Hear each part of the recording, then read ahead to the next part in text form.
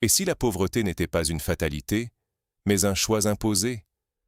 Et si tout ce qu'on nous a appris sur le pouvoir, la richesse, la stabilité, n'était qu'un immense miroir aux alouettes? Imaginez un instant. Des hommes en costume, à des milliers de kilomètres de Ouagadougou, décident, dans le silence feutré de bureaux dorés, du sort de millions de vies. Leur pouvoir s'exerce sans bruit, mais il est plus tranchant que n'importe quelle arme. Au Burkina Faso, on appelait ce pays la terre des hommes intègres. Mais cette intégrité a-t-elle suffi lorsque chaque gramme d'or quittait le pays sous prétexte de coopération, pendant que les villages restaient sans électricité, sans route, sans avenir? Pendant des décennies, le récit dominant était clair. Ce pays n'était qu'un drame à contenir, une ressource à extraire, un problème à oublier. Tout cela, pendant que l'aide internationale était brandie comme une promesse de lendemain meilleur, alors qu'elle n'était, trop souvent, qu'une autre forme de dépendance. Mais en septembre dernier, un jeune capitaine surgit du silence de la terre rouge du Sahel et fait voler en éclats l'ordre établi. Devant la nation, Ibrahim Traoré ne porte ni costume ni cravate. Il porte la poussière, l'usure et surtout une détermination à toute épreuve. À 34 ans, il n'a rien d'un politicien professionnel. C'est un soldat qui a vu trop de sang, trop de renoncements, trop d'injustice. Il ne réclame pas le trône, il exige la dignité. Son geste n'est pas qu'un coup d'État, c'est un basculement d'époque. Car la véritable arme du XXIe siècle n'est plus le fusil, mais le contrôle des ressources, des contrats et du récit. Continuer à croire au mythe de l'aide désintéressée, c'est risquer de rester prisonnier d'un système où d'autres décident à votre place et où l'on vous fait croire que la pauvreté est naturelle, alors qu'elle est soigneusement organisée. La question qu'il pose, en brisant le miroir, qui contrôle vraiment le destin d'un peuple?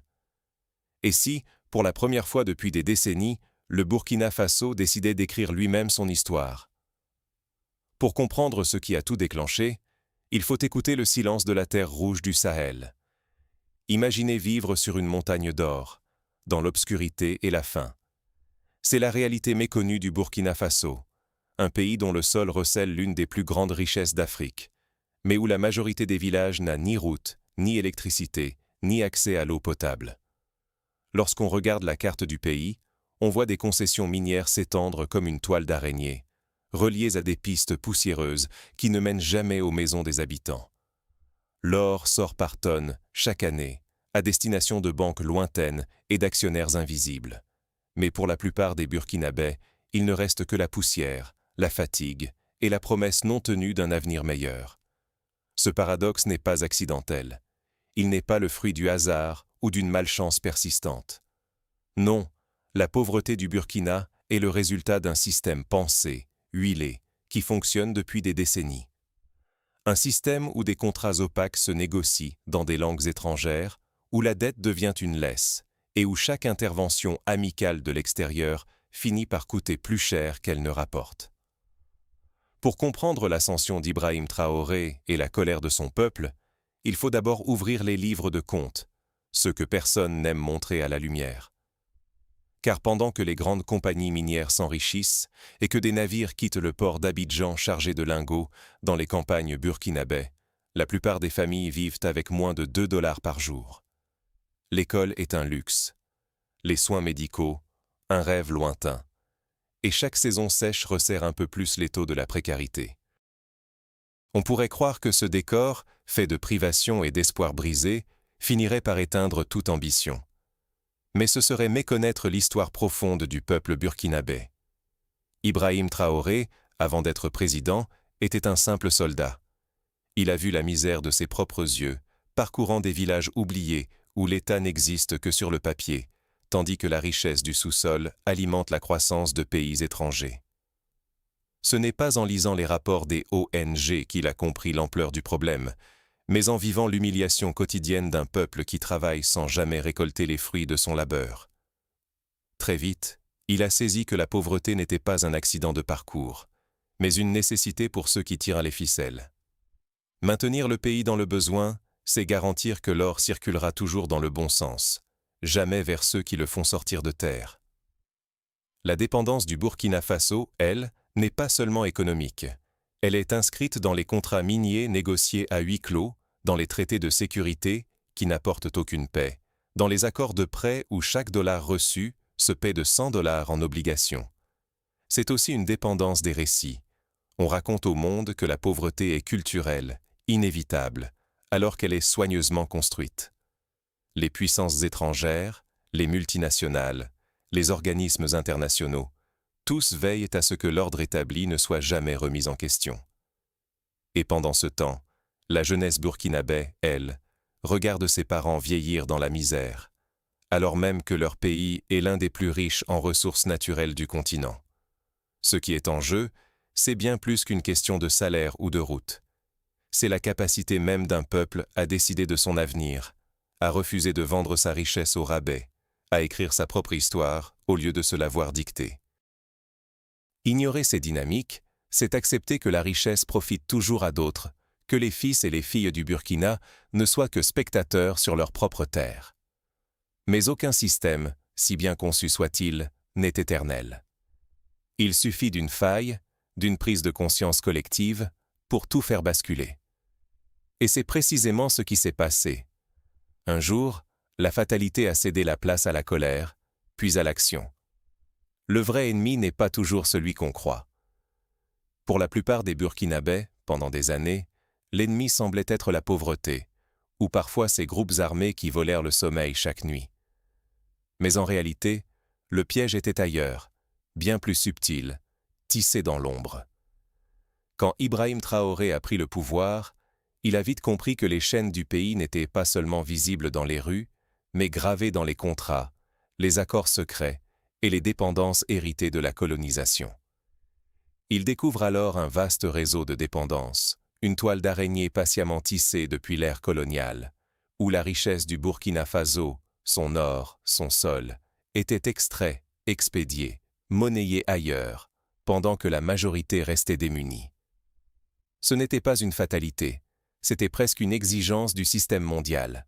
La misère des uns assurait la stabilité et la prospérité des autres. C'est ce pacte silencieux que Traoré décide de rompre. Mais il ne commence pas par un discours, ni une promesse devant des caméras. Il commence par une signature, celle qui lance un audit complet du secteur minier. Pour la première fois depuis 60 ans, on dit aux travailleurs des mines que le fruit de leur labeur restera sur la terre des hommes intègres. Les marchés financiers lointains s'en inquiètent, les actionnaires étrangers frémissent. Mais sur place, pour les mineurs, c'est une révolution silencieuse. La richesse du sol va enfin protéger les fils du sol. Ce n'est qu'une première étape. Traoré et son gouvernement réaffectent plus de 30% du budget national à la défense locale et à la souveraineté agricole. L'idée est simple, presque brutale. Une nation qui ne peut pas se nourrir elle-même, qui ne peut pas se défendre elle-même, ne peut pas dire non. Ce choix, il l'explique de village en village, non pas en héros, mais en homme qui partage la faim, le deuil et le rêve de son peuple. Mais à chaque pas vers l'indépendance, la résistance s'organise. Les institutions internationales, qui vantaient hier la coopération, manient aujourd'hui le langage des sanctions et de l'inquiétude. D'un côté, des agences de crédit qui abaissent la note du pays, non pas parce que l'économie s'effondre, mais parce que le nouveau pouvoir devient imprévisible. De l'autre, des cargaisons de médicaments bloqués dans des ports voisins, des financements suspendus sans explication. Le blocus est là, tapis, silencieux. On ne tire plus de balles, mais on serre les cordons de la bourse. C'est une guerre d'usure, où chaque retard, chaque paperasse devient une arme. Pourtant, loin de s'effondrer, la jeunesse du pays s'enflamme. Dans les rues de Ouagadougou, dans les marchés de Bamako, dans les écoles de Niamey, on parle de l'exemple burkinabé comme d'un feu sacré. Traoré n'est plus seulement un capitaine. Il devient le miroir d'une génération lassée d'attendre son tour, lassée d'obéir à des règles écrites ailleurs. Chaque avertissement d'un ambassadeur étranger, chaque menace de sanction, renforce la ferveur. Il a allumé une étincelle qui traverse les frontières. Face à cette vague, les anciennes puissances reviennent par la petite porte, glissant des propositions de partenariat qui ressemblent étrangement aux chaînes d'hier. Levée du blocus contre des concessions minières, assistance sécuritaire contre le retour de conseillers étrangers. L'épreuve de force est claire, céder serait renouer avec la dépendance, résister, c'est risquer l'isolement complet ou la liberté véritable. Ce choix, c'est aussi celui de chaque citoyen, de chaque spectateur, où qu'il soit. Accepter la sécurité confortable de la dépendance ou choisir l'incertitude brûlante de la liberté. Les enjeux dépassent les frontières du Burkina. Il s'agit de ressources, de pouvoir, de réputation, mais surtout d'espoir. Et c'est à ce moment précis, alors que la tension atteint son apogée, que la riposte internationale vise le centre vital de l'économie burkinabé. La prochaine bataille, la plus décisive, va se jouer sur le terrain des finances et de l'accès aux ressources essentielles. Face au coup de force financier, faut-il plier ou inventer? C'est la question qui s'est posée, non seulement à Ibrahim Traoré, mais à tout le Burkina Faso. Quand les sanctions sont tombées, quand l'aide s'est évaporée du jour au lendemain, beaucoup pensaient que le pays allait plier sous la pression. Réserves gelées, carburant rationné, médicaments introuvables. Tout semblait conspirer pour que le rêve tourne court. Mais ce qui se passait dans les rues, loin des bureaux climatisés de la capitale, racontait une toute autre histoire.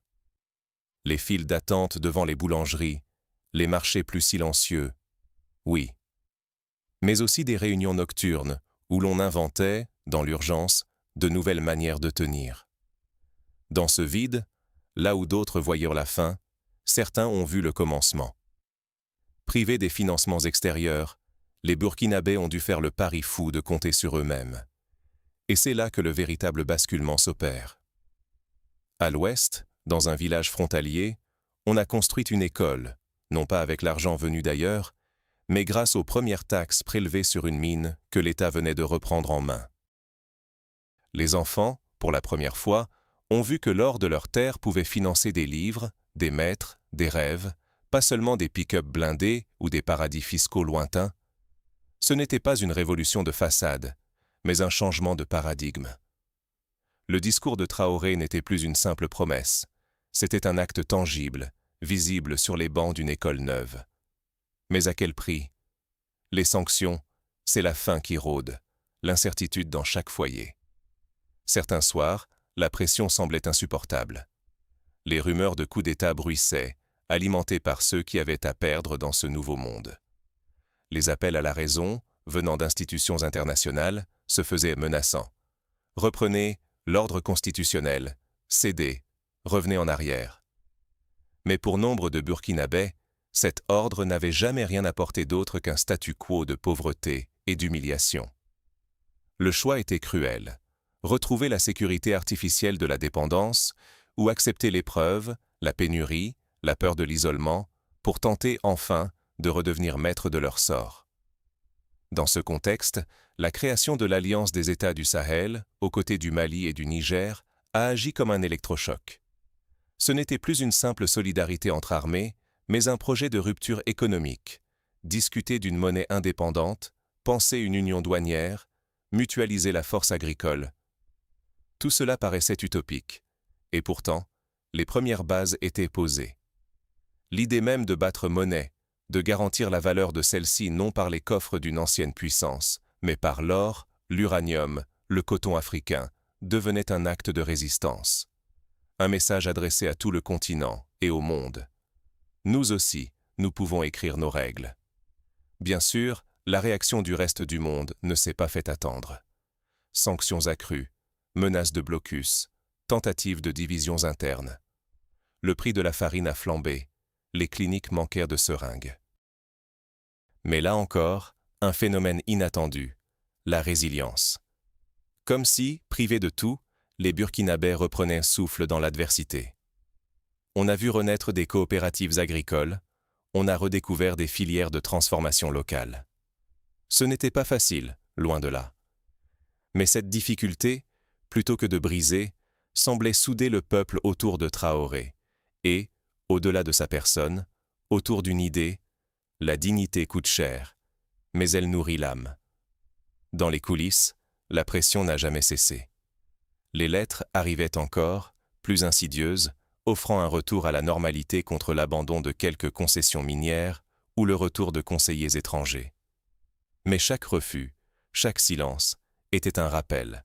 Choisir la souveraineté, c'est accepter la privation, la peur, l'insécurité, mais aussi la dignité, la possibilité de regarder ses enfants sans honte. La bataille ne se jouait plus seulement sur les champs de bataille physiques, mais dans les contrats, les alliances, les récits. Le vrai pouvoir, désormais, était celui de dire non, de redéfinir ce que signifie être riche, pauvre, libre ou dépendant. Alors, renaissance ou effondrement? Le pari est loin d'être gagné. Tout peut encore basculer. Mais une chose est certaine, le Burkina Faso n'est plus seul. L'Alliance du Sahel, la fierté retrouvée dans chaque village, la jeunesse qui ose rêver autrement, tout cela dépasse la simple survie. C'est la preuve qu'un autre modèle est possible, même face à l'hostilité du monde. Reste une question brûlante. Est-ce que le choix d'un capitaine, refuser la dépendance, embrasser la tempête, va se propager, au point de devenir le choix de tout un continent? Quand on refuse d'être une ombre, il ne reste qu'à devenir le soleil. Au Burkina Faso, ce refus de l'effacement s'est incarné dans des actes concrets, des choix collectifs qui ont bousculé tout un système. On parle souvent de grandes révolutions, de drapeaux brandis, mais la vraie rupture, elle commence au marché, dans les villages, sur les chantiers. Ici, c'est le peuple lui-même qui a pris en main son destin, refusant que sa richesse soit encore une fois siphonnée par des mains étrangères ou des élites corrompues. Tout a commencé par un geste simple mais révolutionnaire, la création d'un fonds souverain national. Pour la première fois, chaque citoyen était invité à devenir actionnaire de l'avenir.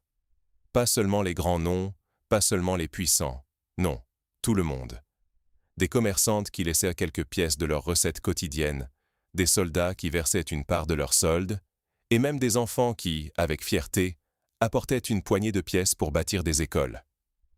Ce n'était pas de la charité, c'était un acte d'appropriation collective. Le message était clair. Personne d'autre ne viendrait sauver le Burkina Faso. Il fallait le faire soi-même, ensemble. Et les résultats ne se sont pas fait attendre.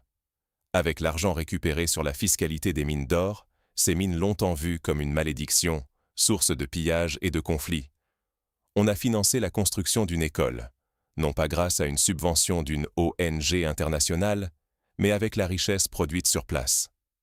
C'était un petit miracle, un micro-paiement tangible pour le futur. Pour la toute première fois, les enfants voyaient que l'or de leur terre ne servait plus à déclencher la guerre, mais à ouvrir les portes des salles de classe. L'or, hier maudit, devenait enfin synonyme de livres, de cahiers, d'espoir. Mais Ibrahim Traoré et son peuple ne se sont pas arrêtés là. Ils ont accéléré la mise en place d'une raffinerie d'or nationale, symbole incontestable de l'indépendance retrouvée. Fini les lingots qui disparaissent en douce vers l'étranger. Fini le spectre de la richesse fantôme. Désormais, chaque gramme raffiné sur place représentait une victoire contre la servitude économique. Ce n'était plus une utopie, la souveraineté se voyait, se touchait, se mesurait. Bien sûr, le coût de la liberté s'est fait sentir. Les sanctions extérieures ont frappé. Raréfaction des médicaments, flambée des prix du grain. Beaucoup pensaient que le peuple du Sahel plierait, que la faim finirait par faire taire les rêves. Mais c'était méconnaître l'âme burkinabé. Ici, la dignité nourrit mieux que le pain. Face à la pénurie, c'est la solidarité qui a pris le relais de la dépendance. Les familles se sont entraidées, les communautés se sont soutenues. L'identité africaine, trop longtemps effacée sous les modèles importés, s'est reconstruite dans l'épreuve. Le sentiment de fierté, de faire partie d'un destin commun, a remplacé la résignation. Et alors que le monde attendait l'effondrement, les chiffres ont raconté une autre histoire. 500 écoles construites en 3 ans. Une augmentation de 20% dans la production agricole des zones libérées. Des routes, des dispensaires, des marchés, financés non par l'aide venue d'ailleurs, mais par l'or, le coton, les bras et la volonté nationale. Ce n'est pas qu'une statistique, c'est la preuve vivante que la pauvreté, quand elle cesse d'être organisée de l'extérieur, peut devenir le terreau d'un miracle local. La réussite ou l'échec de ce pari, voilà ce qui est en jeu, pas seulement pour le Burkina Faso, mais pour toute l'Afrique et pour tous ceux qui, ailleurs dans le monde, rêvent de reprendre la main sur leur destin. Si cette expérience réussit, elle sera la démonstration éclatante que les règles du jeu mondial ne sont pas figées, que chaque peuple peut décider de la valeur de ses ressources, de la direction de son histoire. Sinon, l'ancien ordre reprendra ses droits, la dépendance redeviendra la norme, et la résignation refera surface. Reste une question brûlante, à laquelle personne ne peut échapper. Et vous, face à la servitude dorée, que choisiriez-vous? Et si le vrai pouvoir était d'oser tout risquer pour tout changer? C'est la question que pose aujourd'hui le destin du Burkina Faso, et à travers lui, celle de chaque peuple qui rêve de se relever. Car ce que Traoré et ses compatriotes ont accompli n'est pas l'œuvre d'un homme seul, mais d'un peuple qui a décidé, enfin, de ne plus laisser les autres écrire son récit. Repensez à ce que signifiait la pauvreté, ici, il y a encore peu. Une fatalité orchestrée, entretenue par des contrats léonins, des deals sur l'or et le coton, des promesses d'aide qui, tôt ou tard, présentaient à leur facture en retour. Mais quand la crise ultime a frappé, quand les menaces de sanctions, de blocus, de guerre de l'information ont tenté d'étouffer l'expérience burkinabé dans l'œuf, la réponse n'a pas été la fuite ou la soumission. Non, la réponse a été de fermer chaque porte de la dépendance, une à une. Regardez, la première raffinerie nationale d'or, ce n'est pas juste une usine, c'est le symbole que la richesse ne fait plus escale à Paris ou à Londres avant de revenir sous forme de dette. 50 nouvelles écoles ouvertes chaque mois, une production agricole qui explose là où la terre appartient de nouveau à ceux qui la travaillent. Des lettres des vieux maîtres restées sans réponse, parce que l'essentiel, désormais, se joue sur le terrain. Le pouvoir n'est plus dans les capitales étrangères, mais dans la dignité retrouvée d'un peuple qui a choisi de penser et d'agir pour lui-même. Est-ce risqué? Évidemment. Refuser la sécurité trompeuse de la dépendance, c'est accepter l'inconfort, l'incertitude et parfois l'isolement. Mais regardez la récompense. Des enfants qui chantent dans des classes construites avec l'or du pays, des agriculteurs qui voient leur travail reconnu, des visages qui n'ont plus seulement l'espoir, mais la certitude que tout peut changer. Ibrahim Traoré n'a pas gouverné pour plaire aux chancelleries étrangères. Il a gouverné pour qu'une mère puisse, pour la première fois, envoyer son enfant apprendre dans une école qui n'appartient à personne d'autre qu'à son peuple. Ce récit n'est pas une parenthèse exotique ou un épisode de plus dans le grand feuilleton de l'instabilité africaine. C'est la preuve qu'au XXIe siècle, l'arme la plus redoutable, c'est la maîtrise des ressources, des contrats et surtout, du récit qu'on raconte sur soi-même. La vraie révolution n'est pas dans les fusils, mais dans la capacité de dire « voici qui nous sommes et voici ce que nous décidons d'être ». Le Burkina Faso, le Mali, le Niger. Ces noms sonnent maintenant comme l'annonce d'une autre Afrique, bâtie sur l'intégration, la coopération régionale, le refus de redevenir le terrain de jeu des puissances extérieures. Alors, la boucle est bouclée. L'ordre du monde qu'on croyait immuable tremble parce qu'il découvre sa propre fragilité. Le vrai enjeu, ce n'est pas seulement l'avenir du Burkina Faso, c'est la question qui vous regarde droit dans les yeux, là où vous êtes, face à l'injustice, face au statu quo. Quelle histoire choisissez-vous de croire? Quelle histoire serez-vous prêt à défendre? Le choix, c'est la cage dorée de la dépendance, ou l'envol risqué de la souveraineté. Ibrahim Traoré a fait le sien, et il a essuyé les tempêtes sans baisser les yeux. Aujourd'hui, le monde entier se retrouve face à son propre miroir. L'Afrique indépendante, ça n'est plus un slogan ni un rêve lointain, mais une réalité en construction, sous nos yeux. Votre vision du monde, et peut-être votre avenir, dépend de votre réponse à ce récit. Allons-nous continuer à applaudir les cages ou oser ouvrir les portes? Car quand un peuple brise ses chaînes, cela ne laisse personne indemne. Et vous, que choisirez-vous?